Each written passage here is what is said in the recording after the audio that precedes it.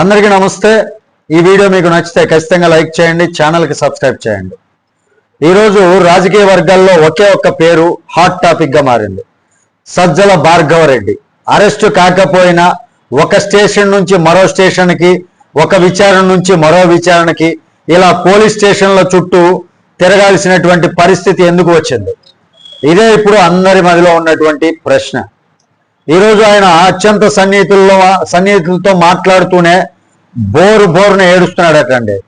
Arrest కాకుండా court నుంచి ఊరట తెచ్చుకున్నా అయినా కానీ ఈ విచారణలు మాత్రం ఆగట్లేదు।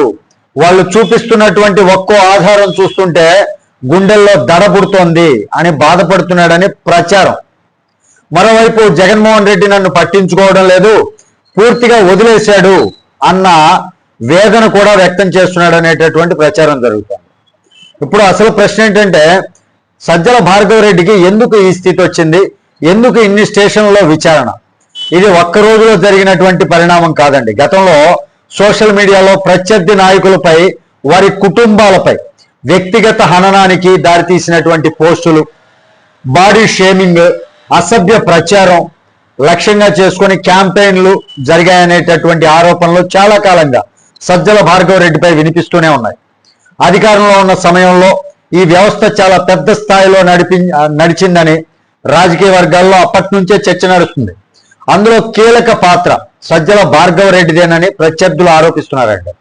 ఆయన YSR Congress party social media కన్వీనర్గా వచ్చిన తర్వాతనే తాడేపల్లిలో ఐకానిక్ టవర్స్ లో పెద్ద ఆఫీస్ ఏర్పాటు చేసి అక్కడి నుంచే డిజిటల్ ఆపరేషన్స్ నడిచాయంటూ ఆరోపణలు వచ్చాయి। వందల సంఖ్యలో యూట్యూబ్ క్రెడెన్షియల్స్, ట్విట్టర్, ఫేస్బుక్ అకౌంట్లు ఇవన్నీ కూడా సమన్వయం చేసి రాజకీయ ప్రచారం జరిగిందని చెబుతున్నారండి। పవన్ కళ్యాణ్ పై, చంద్రబాబు నాయుడు గారిపై, నారా లోకేష్ పై మాత్రమే కాదు, వారి కుటుంబ సభ్యులపై కూడా అవమానకర పోస్టులు వచ్చాయని అప్పట్లో ప్రతిపక్షాలు మండిపడ్డాయి। ఇప్పుడు అధికార మార్పు తర్వాత ఆ కేసులు ఒక్కొక్కటిగా మళ్ళీ తెరపైకి వస్తున్నాయనేటటువంటి చర్చ నడుస్తోంది।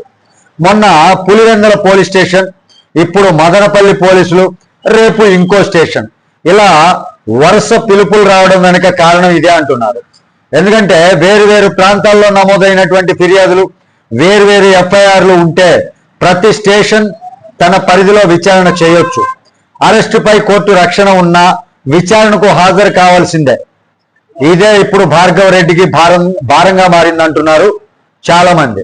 మరో సంచలన ఆరోపణ ఏంటంటే, గతంలో సోషల్ మీడియాకు కేటాయించినటువంటి నిధుల వినియోగంలో మాల్ ప్రాక్టీస్ జరిగిందని, అందుకే ఆయనను సోషల్ మీడియా నుంచి సాక్షి డిజిటల్ వైపు మార్చారని అప్పట్లోనే గుసగుసలు వచ్చాయి।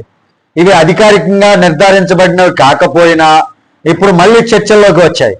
ఇంకా పెద్ద ట్విస్ట్ ఏంటంటే, గతంలో అరెస్ట్ అయినటువంటి కొందరు సోషల్ మీడియా కార్యకర్తలు ఇచ్చినటువంటి స్టేట్మెంట్లలో పోస్ట్ పెట్టమంటేనే పెట్టాం, స్క్రిప్ట్ వచ్చేది, దాన్ని డెవలప్ చేసి పంపేవాళ్ళం అన్నట్లు ప్రచారం జరిగింది।